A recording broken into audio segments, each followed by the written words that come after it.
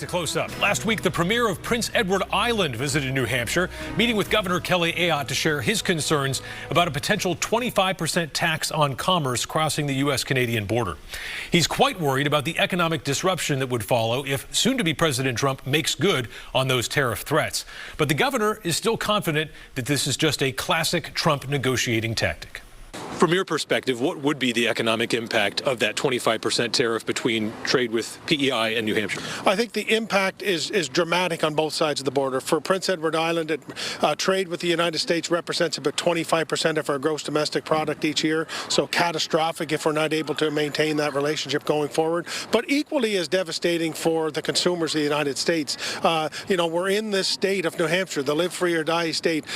They don't like tax here. You don't like tax here. You don't have tax here. And a 25% tariff is essentially the imposition of a tax on the end consumer. And from my perspective, from Canada, looking down at the United States election in November, it was largely fought on the cost of living, the cost of groceries, the cost of products for Jane and Joe front porch U.S. citizen. And we're here to say, just to remind people that a tariff is essentially a tax on the end user, which I don't think is in the best interest of the United States. It's not in the best interest of the United States government, the United States citizens, or the Canadian government and their citizens.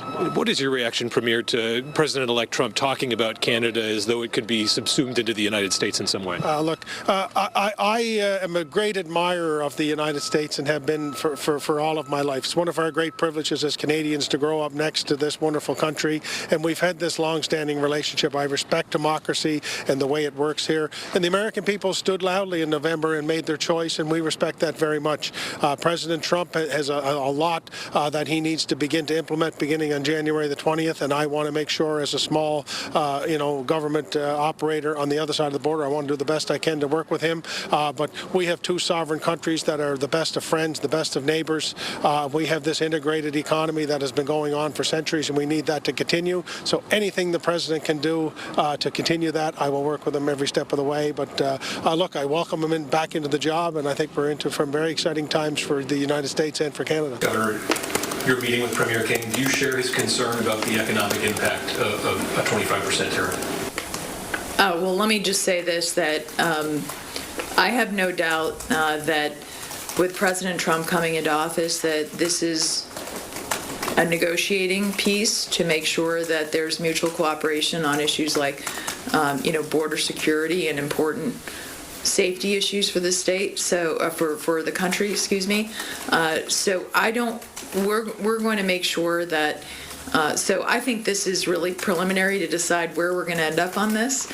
I will continue to protect the interests of the state of New Hampshire, which are, in my view, to make sure that we continue to have exports and imports from Canada, and we continue to build our economic relations with Canada.